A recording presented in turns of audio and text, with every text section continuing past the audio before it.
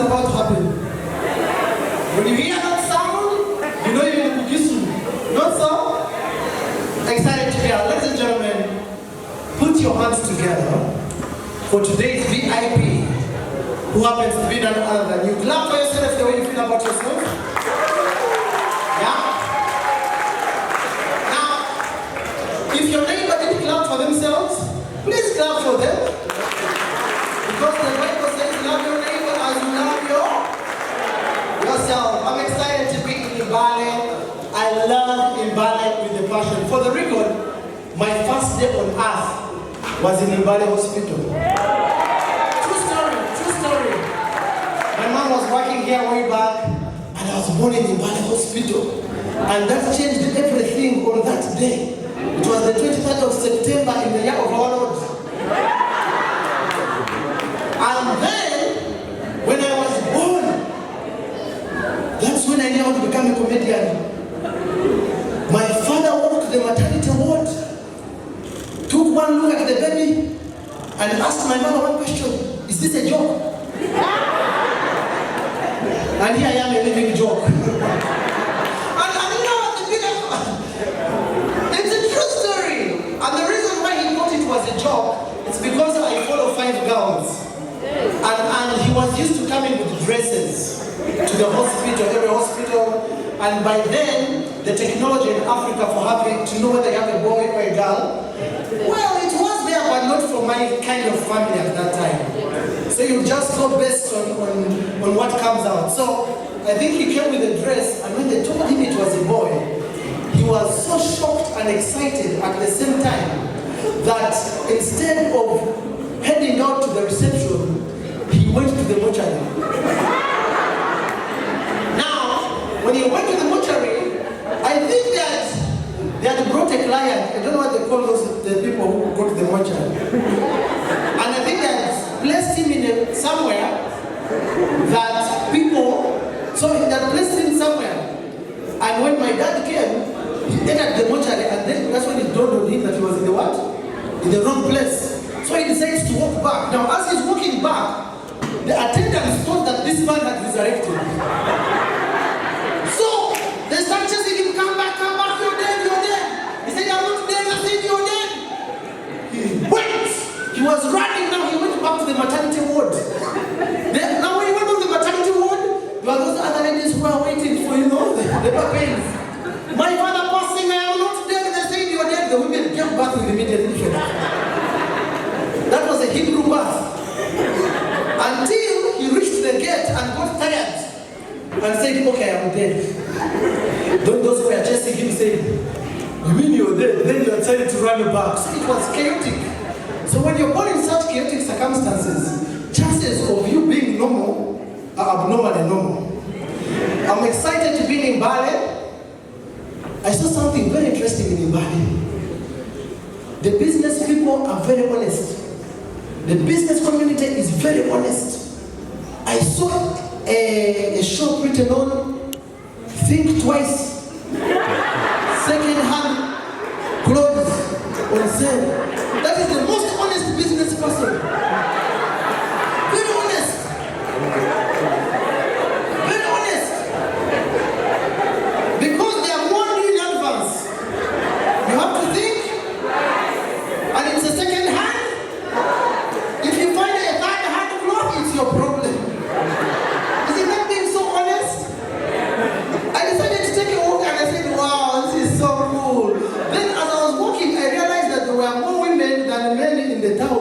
That's when I remembered, this is the month.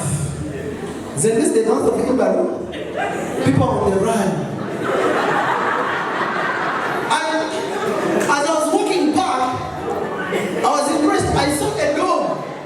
For the first time, I saw a dog without front teeth. And then it attempted to bark.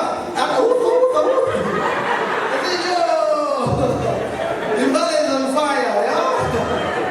And I do believe that if we were to be, I hear when you're born like in the US, if you're born in the US, you become a citizen, not so? Yes. Now, imagine if you were to be given, if you are saying if you're born in Mbale, in Mugisho, or to be a Mugisho by birth, I think I'll be called Wapakhabulo.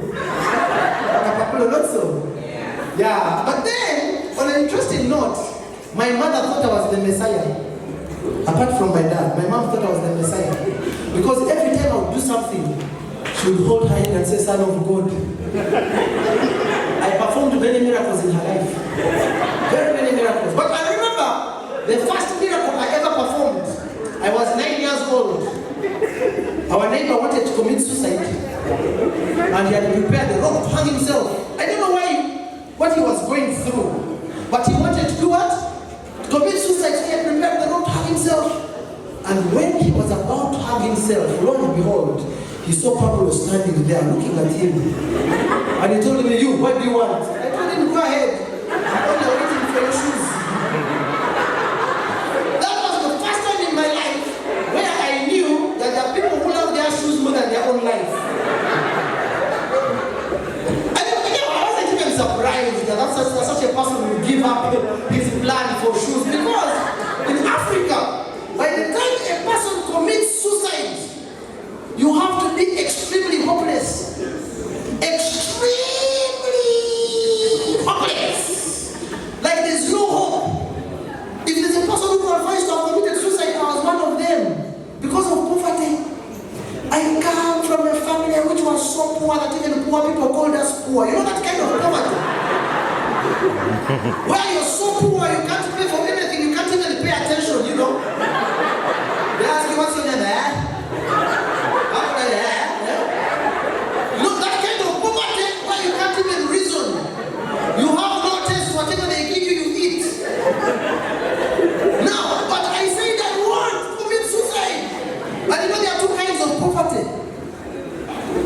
There's poverty where there is hope that an NGO will help you.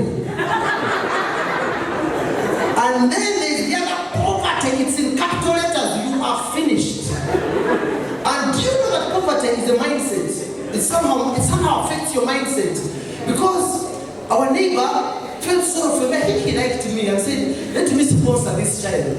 And took me to school. But even though I went to school, somehow the poverty mindset stayed in my head. And one day towards lunchtime, our teacher said, Pablo, it was a math teacher, said, Pablo, if you have 7 manuals and you give out 3, how many do you remain with? I asked him, are they right or wrong? And he said, why are you asking? I said, if they are right, I can't give out even 1. The way I am hungry. You know, it affects the mindset. Another time he asked me, Pablo, if your father has 400,000 in one pocket and 200,000 in another pocket, what does he have? I said, another person's trousers. Because I knew he couldn't afford that money. He couldn't. You people are talking, you know, poverty. Please walk out. Poverty. Yeah. We were so poor that even the government knew it. Our household was jumped during census. We were not adding value to the nation. That's how bad it was. We were so poor that even the rats in our house used to gossip about us. You'd hear the rats asking themselves, are they doing tonight? You know? One time, our family, we earned a beating. We earned a beating from thieves. They came, they didn't even break into the house, it was already open. They came and they found nothing. They told all of us to lie down. And they gave each one 3 cans. And we wondered, why are you beating us? And they said that, do you know that if the police came, they would think we have stolen everything. You know that kind of poverty. Yo! It is so bad. But even one of the only ones, I think it was just a poor village. We had neighbors, for them it wasn't even worse. It was from worse to worse one. For them they were extremely poor. Extremely poor. They used to eat in turns. You know? One eats breakfast, the other one lunch, that's if they are lucky. But thanks to these places, I saw when you step out of this hotel, the first thing you see bananas, there is coffee in the city. Come from Mbale, you people are very wealthy. Hey, happy to see you. This man! You know, Bukisu Cooperatives happens to be the only cooperatives in Uganda.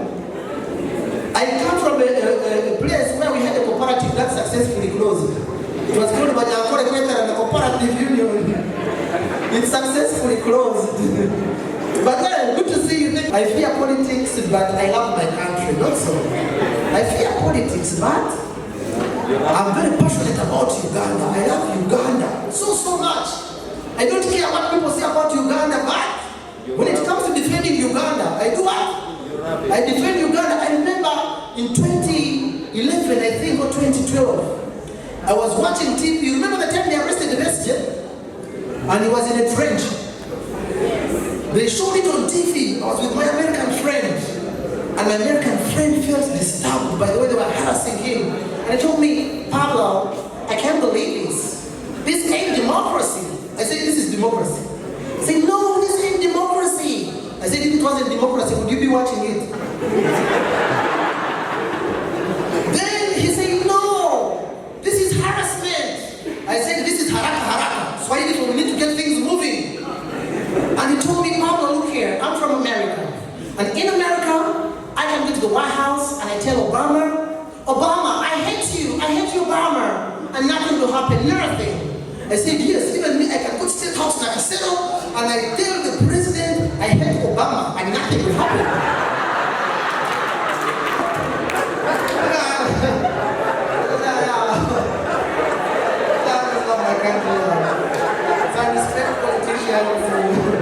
Thank you so much for coming through.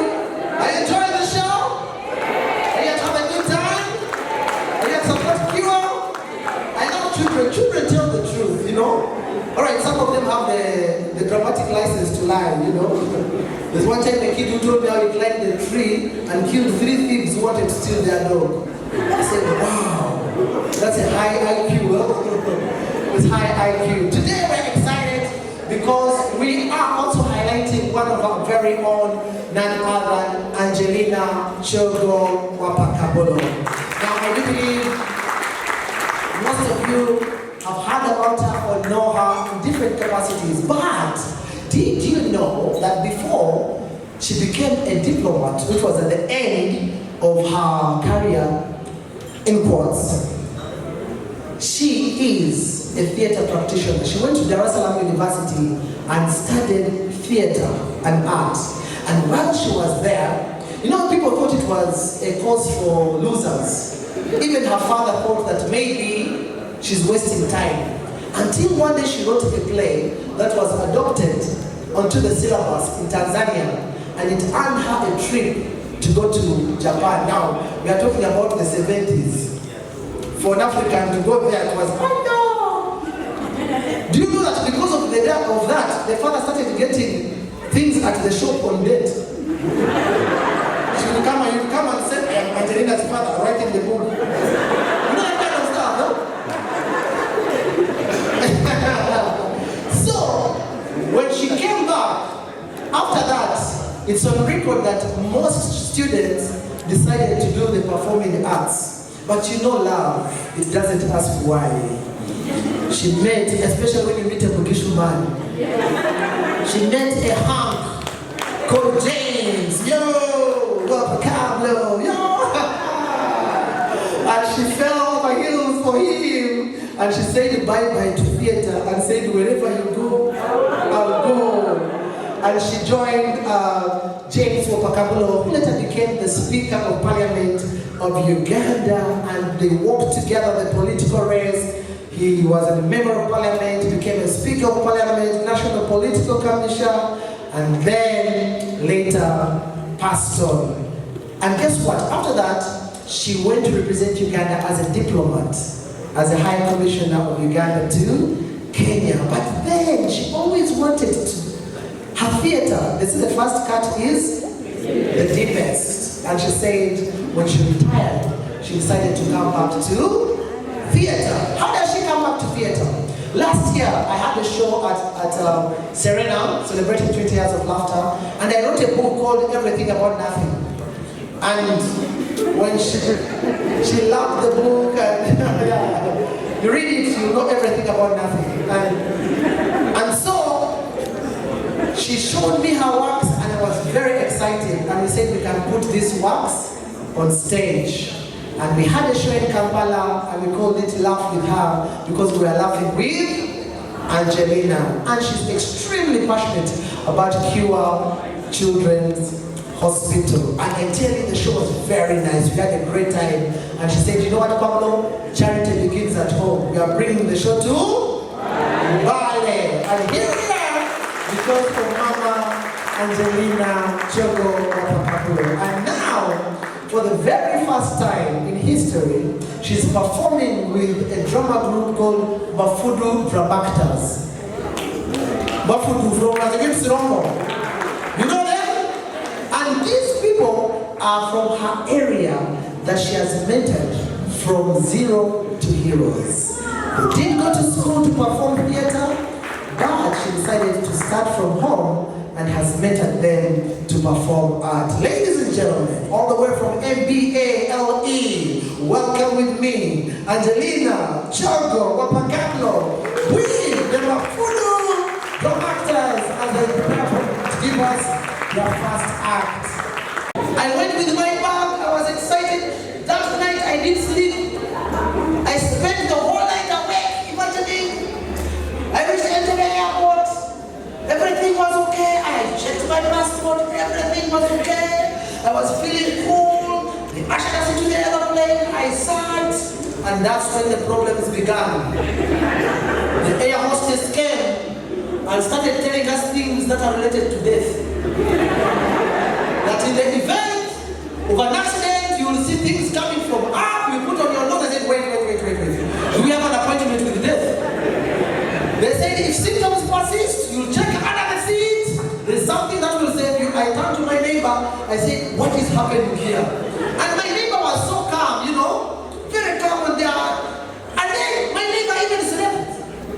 They have told you anytime we are dying and you're covering yourself. I said, wait, what's happening here? Then he told me, don't worry, these things happen all the time. I said, okay, I was very patient, but I looked around, everybody looked confident. I said, okay, we go.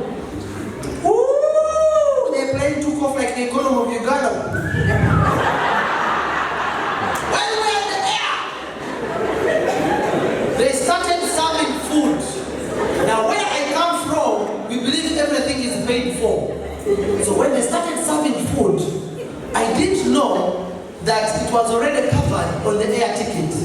So everybody was eating, the air hostess came to me and said, will you have beef or vegetables? I said, no, I'm fasting. Who fasts in fair? I'm fasting. Meanwhile, my neighbor was eating like he had been hired, you know, everything. I kept looking at him, you know this eye, these merciful eyes Then, until at some point, I think he felt touched. And he asked me, why are you fasting? At what point are you breaking your fast? And then I asked him, how much is the food? He said, no, it's on the air ticket.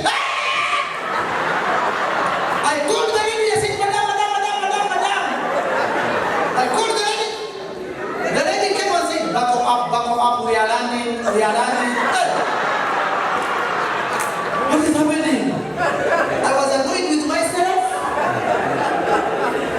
I started feeling bad. I said, now what is this?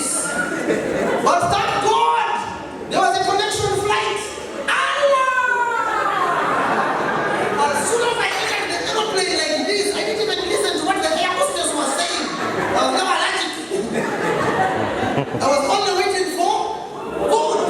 The air hostess came with food and told me, beef or vegetables. I said, both of the three. Both of the three, if there's anything more bring.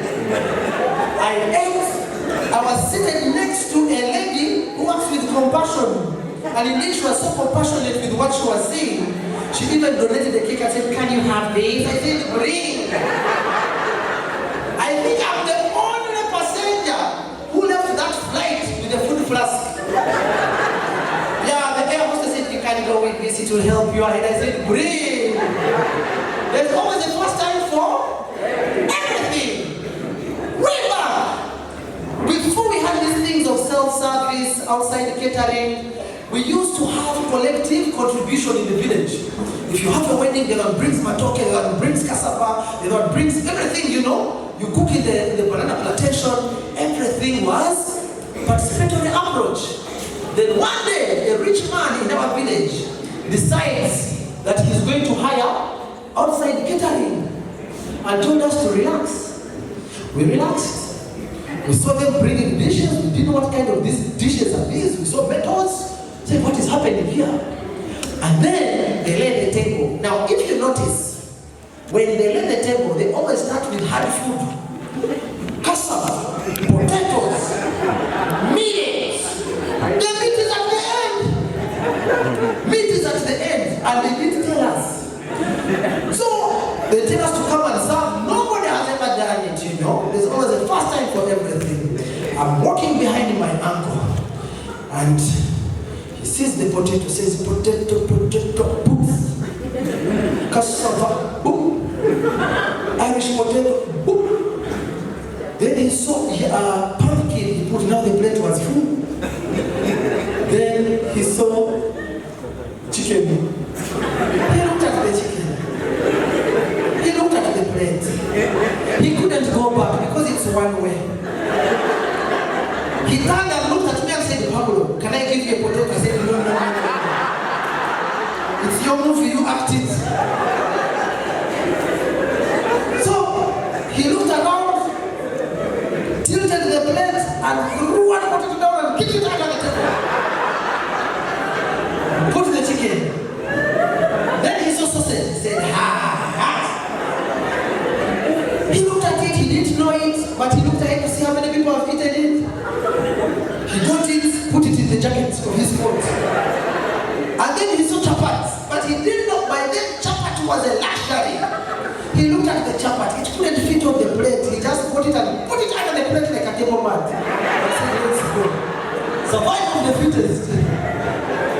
So there's always a first time for everything. And I come from a family that loves food so much. It is so bad that we have only 3 vegetarians in our club, and they all eat meat. That's how bad it is. The only vegetarians who eat meat. I'll never forget the day when I went with my grandma to a function.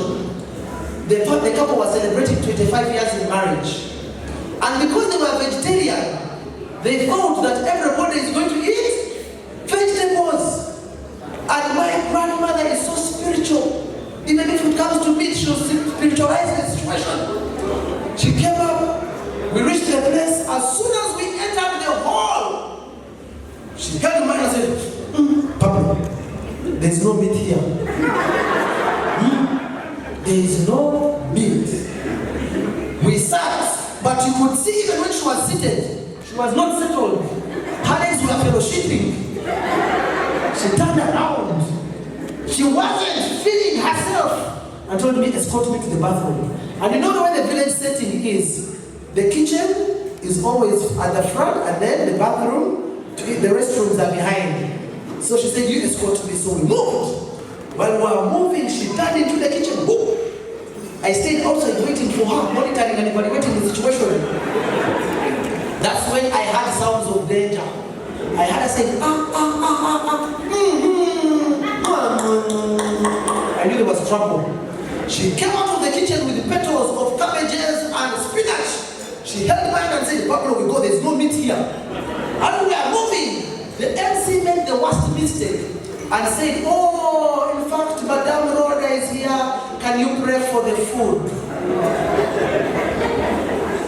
She held the mic and said, before I pray for the food, I want to thank this couple, Paul and Grace, for not allowing sin in their marriage. I had seen the right vegetables. Vegetables are the cause of all problems in this world. What did the other one eat? And apple, what apples? Vegetables. Why was Abel killed by Cain?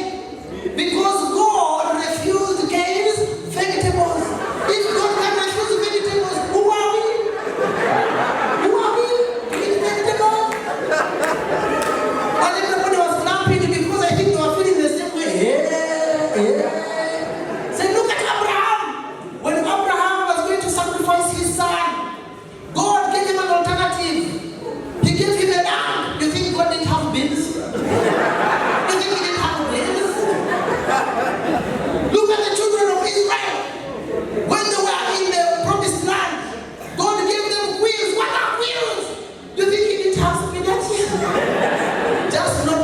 time she was done, all the domestic animals that are edible had been sentenced to death.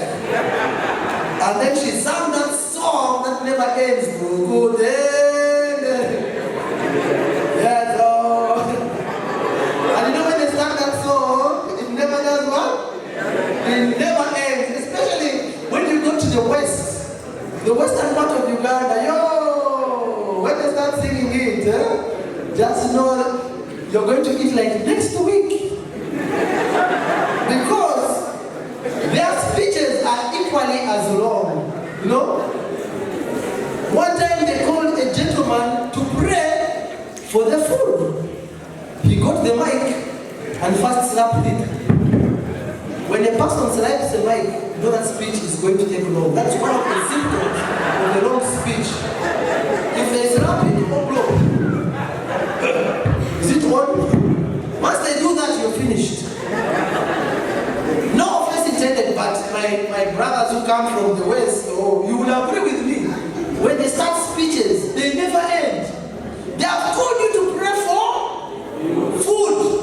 That is something very simple. He will get the mic and say, they'll be speaking the local language.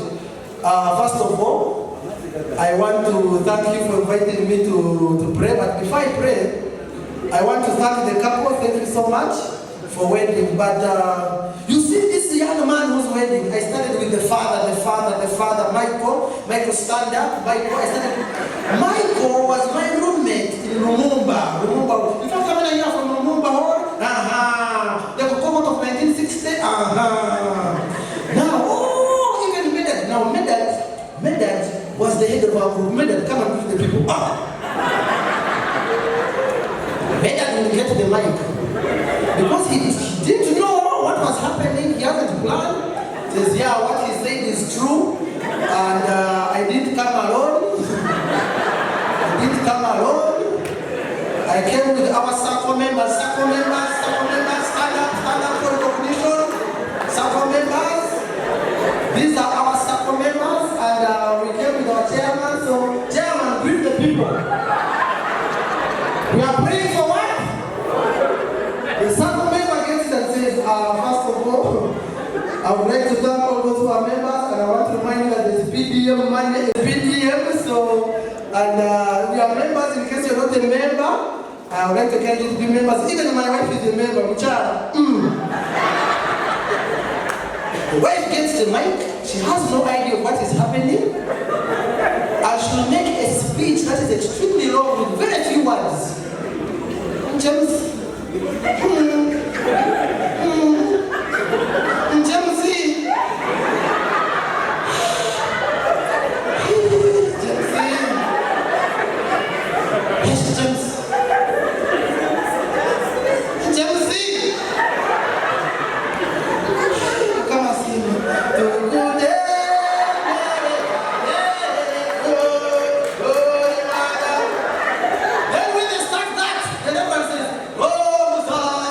they take back the food for women. Oh Lord, yeah. But you know, that is life, that is culture. We all have different cultures, not so. We come from different cultures, and there'll always be stereotypes, by the way. In the whole world, there'll always be stereotypes. That's why maybe they talk a lot, and that's why they speak even a lot in the government. Everything is wrong, you know. Even here in Bugisu, you also have stereotypes about, but the Bugisu not so. There are very many stereotypes. For example, your names. The names are hot, you know? Panama, Banana.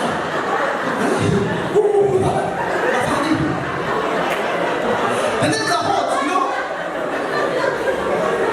There's always the setup. When you're speaking, you know, there are stereotypes. When you go to Tesoland, I'm just talking to these are just names. When you go to Tesoland, their names are short. There's Kekemo, Ezabu, Aturot, they're very short names. Yeah? Even their parties are short. They just go, we will first speech. Next one. Everything is fast. Even when they are greeting, simple.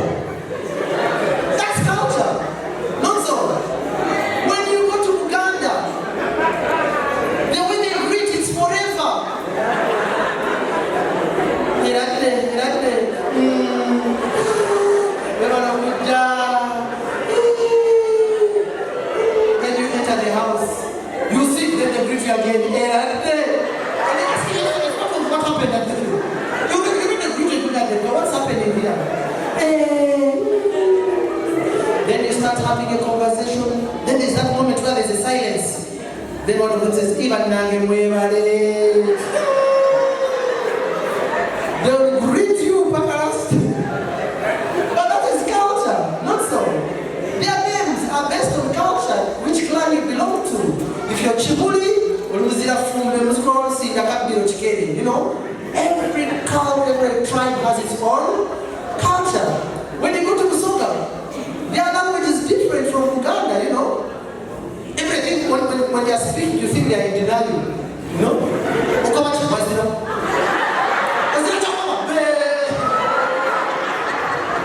But you know, it is,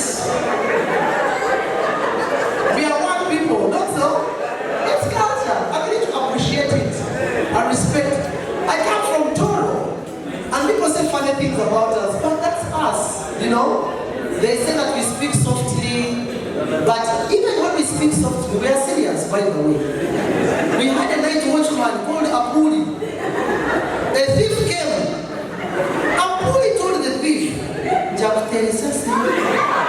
which means I will shoot you. The guy thought he was joking. Apuli told the thief the second time, I will shoot him. Before you he walked him and said, "Didn't I tell you?"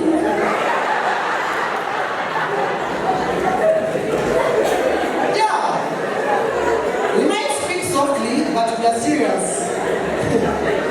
We are serious. We are serious. You know? We mean what we say. Whoa! People have names. The names are long. We had a guy called Bakashawara. What kind of name is that? Go up north. They have names like Okelo. Very brief, and you know, they are O's. When you come to Angola, the greeting comes with slaps. And also it depends on how long they last saw you.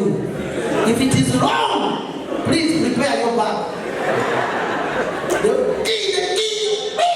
You don't need to go to the gym. And also, I think they name people according to the circumstances, you know. Unlike Uganda, where they name people based on culture, in Western Uganda, especially in Akole, they are named according to either situations. If a person was born in the war, they call you Rutaro, which means womb. If your father is doubting whether you're his son, he calls you Tuwanje, which means not mine. If a person who's always spousal, always what, you are there, think of saying, I'm not grateful. Find another call by Nyanzachi, what do you want from me, you know? So the names entirely depend on the circumstances. Even the president, I'm not even surprised that he went to the bush. Because when you look at his father, the late Amos Kaguta, may he so rest in peace. Kaguta comes from a word called Muguta. Muguta is something very heavy. But Kaguta is something small, but dangerous. Small. His late mother was called Kokundeka, which means, why don't you just leave me alone? I don't know why, but why don't you just leave me alone? Now, the president is called Museveni after there were 70 fighters. They were fighters. That's why I said no wonder he went to the bush. They can't call him Museveni and you don't get such ideas. His other brother, who people call Salim Saleh, is called Akangwanao, which means he fought for me. Then he has another one called Nzire, which means I have produced. He has another one called Toyota. I don't know whether it's a Hilux, but it's Toyota. Then they have another brother called Sodo. Now, when you put their names together, it makes a statement. It becomes Kaguta, Kokunde, Kamsele, Nakangwa, Namonzi, Toyota Sodo, which means Kaguta, why don't you just leave me alone? Kaguta, why don't you just leave me alone? Was when Museveni produced the Toyota Sodo. So it becomes a statement. So every place you go to, there are always stereotypes. I was one time listening to football. How many support Man U? Man U? People abandoned. You went to Arsenal. Okay, Mbale FC, oh yeah. Mbale. Let's go for Honorable Nadella Mafaki. I've been sure that Mbale FC has come back. And I'm going to support it. In fact, we have offered to be a brother ambassador for free. Now, I used to support Man U. Until 1999, I stopped. Now I support the ref. Why? Because of the hit Man U. I went home. I hated myself. I even kicked the cat. So as if I was in Ohio, Springfield. I said, what is this? The next morning, I think after 2 days, Mbale City left Manchester United and went to Real Madrid. I asked myself, Pablo, if Mbale City can't feel sorry for Man U and his pain, what of me? I left. Then I kept supporting until one day a football commentator made me kick my only radio. You know, they have the dramatic license to lie, especially in Uganda. I said, why is this guy backing? Yet when you watch on TV, the story is different. It's just a throw-in, but when the guy is shouting, you might think they're about to score. That day, I remember me when the man was shooting,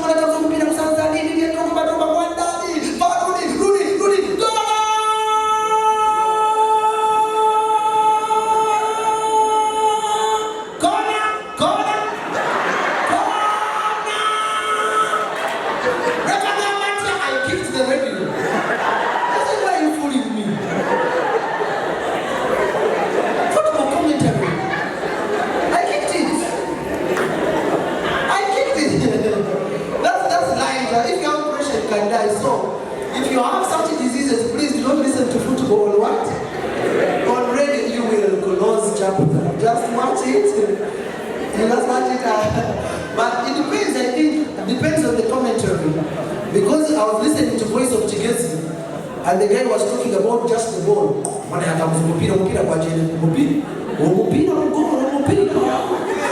Lose the translation. The ball is moving. The ball has gone. Wow, the ball is in the net. And you wonder which team has scored. I don't know which team has scored. Oh Lord. And back at home on Voice of Toro, the guy made my day. He gave the football players pet names. Akiki Rooney, Al-Haida Boki. He gave them pet names. The only problem is that you wouldn't know when they have scored. Because he was like, Mpira kwa Kenya, the ball has moved. It is now. Said, oh, that is the third goal. Like, wait a minute, when they scored that?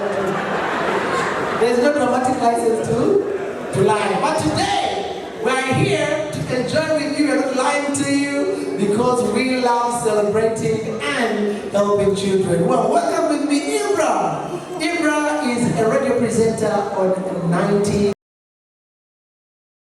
Because, first of all, you don't see the people you're talking to. You're not even sure that there are people listening. You're talking to yourself. It's hard. It's hard. I remember one time I used to work on radio, and it was called 104.1 Power FM. So one morning, I come on radio and I'm excited.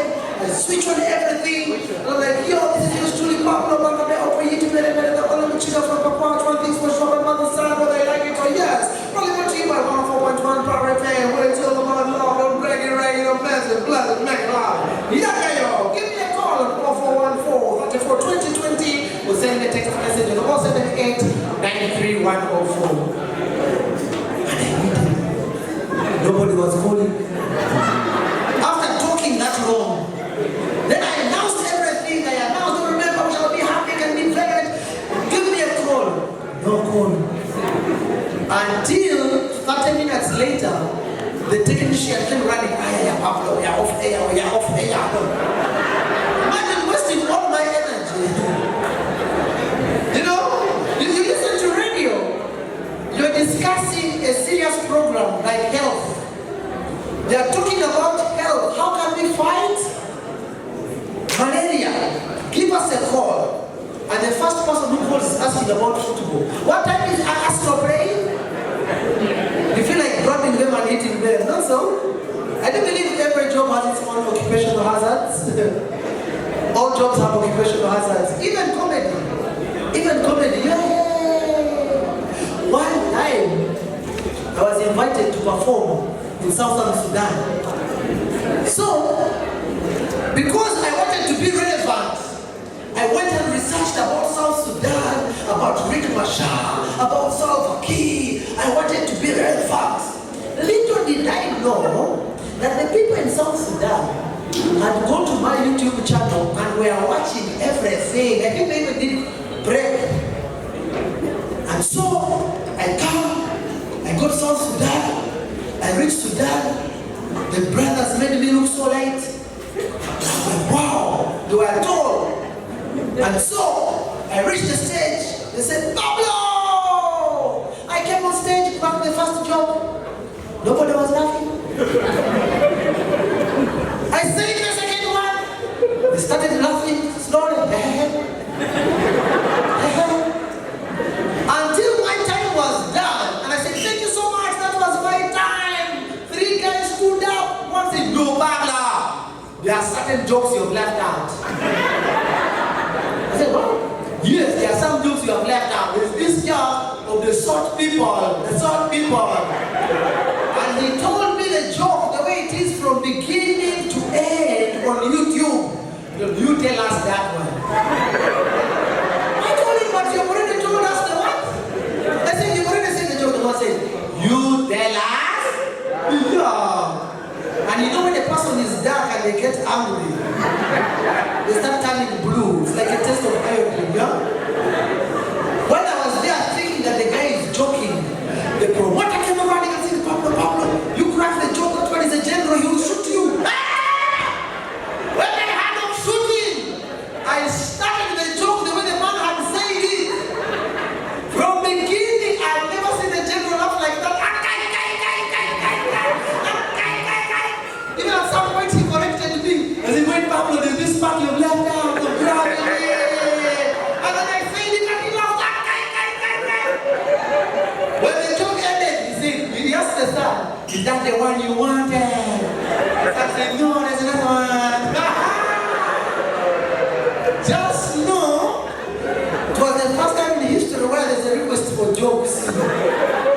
Whoa!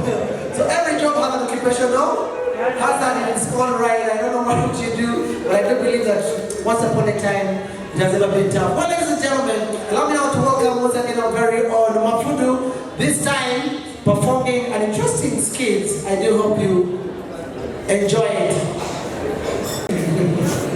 When I sing, I move the crowd. They all move and go home. So I won't be singing tonight. Let's welcome with me, Dawn. Dawn is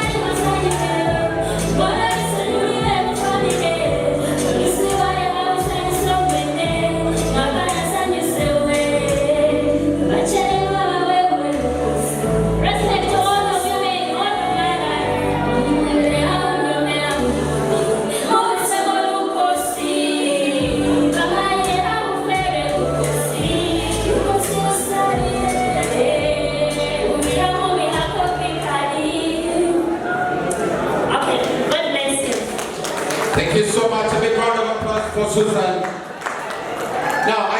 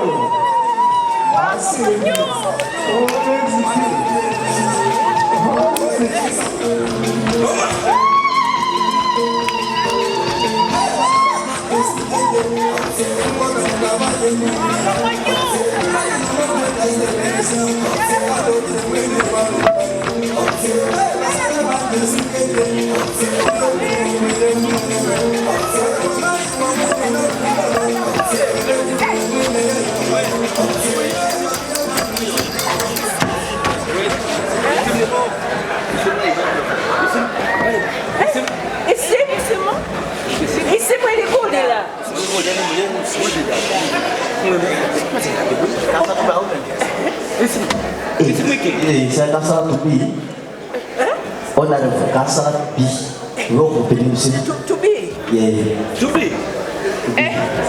Hey, hello. I don't want to be the man. Wah, kau orang apa? Wah, pengen bona, awak di bawah tu sebab pengen mau pun jadi. Wah, kau orang kau mana cakap? Bona kuliwa besi. Mbale. Era bakana bari. Ubakubuze. Bakubanye bo kusabira. Chibodo tunache kusa. Bibi. Wale bona batubia au kusa polisi.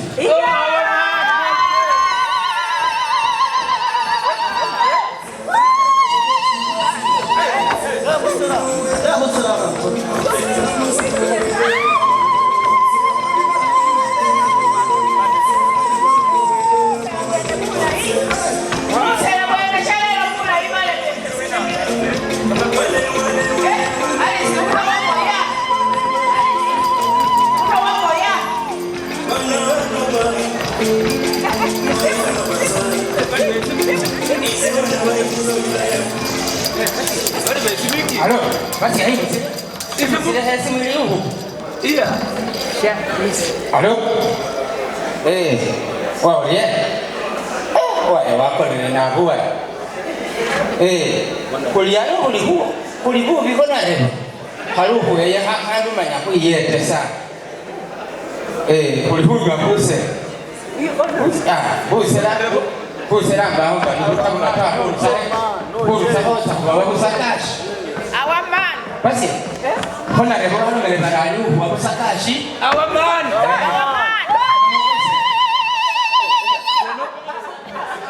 Ano machine. Ama holo barayu cash. Atuwe cash. Silingi se. Ama holo barayu tumitu harata. Note.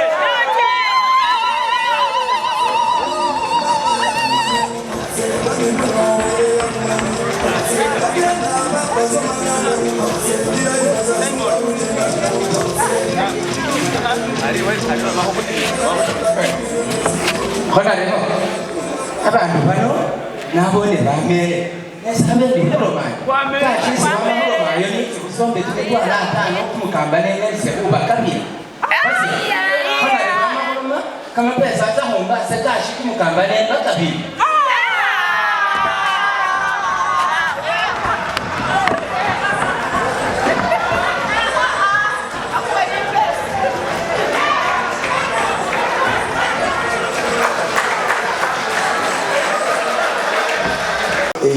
A 1,000 cows, you have your wife or your husband, you have your children, and you have a lot of money in the bank account. And that money, as soon as you die, to you it is useless. Those who are remaining are going to fight for it. Supposing you decided to distribute it when you are still alive, and part of it you take it to a hospital to really save these children who really suffer. Please, let us do something, and I will be happy. Why did I say I will never die? For me, I'm a living example. My father got my mother when she was young in school. Of course, these were training. He said you're a comedian. My brother, Pablo. So, unfortunately, my mother got pregnant, and she got pregnant me. Now, because she was in school, she tried to abort me. For me, I was aborted 4 times, but I refused to come out.